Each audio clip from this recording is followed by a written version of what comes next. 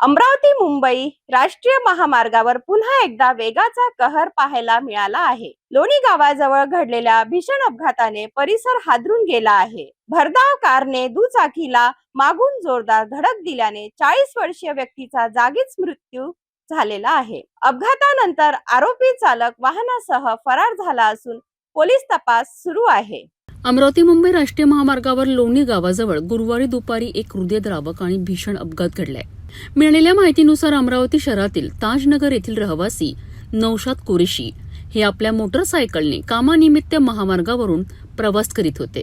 ते लोणी परिसरात पोहोचताच मागून येणाऱ्या भरधाव आणि अनियंत्रित पांढऱ्या रंगाच्या कारने त्यांच्या दुचाकीला जोरदार धडक दिली।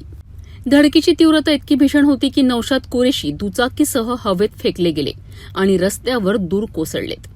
डोक्याला आणि शरीराला गंभीर दुखापत झाल्यामुळे मोठ्या प्रमाणात रक्तस्राव झाला आणि त्यांचा जागीच मृत्यू झालाय। या अपघातानंतर घटनास्थळी एकच गोंधळ उडाला। स्थानिक नागरिकांनी तत्काळ मदतीसाठी धाव घेतली, मात्र तोपर्यंत सर्व काही संपले होते।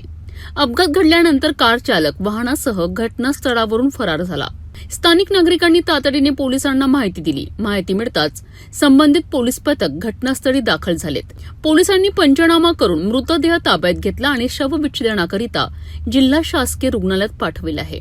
पोलिसांनी मृताच्या कुटुंबियांना या दुर्दैवी घटनेची माहिती दिली असून घरात शोककळा पसरली आहे।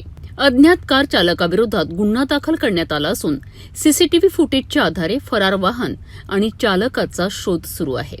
या भीषण अपघाताने पुन्हा एकदा महामार्गावरील अतिवेग आणि बेपर्वाईचे गंभीर परिणाम समोर आणले आहेत। आता पाहणे महत्त्वाचे ठरेल की पोलीस तपासात फरार चालक किती लवकर पकडला जातो आणि पीडित कुटुंबाला न्याय कधी मिळतो।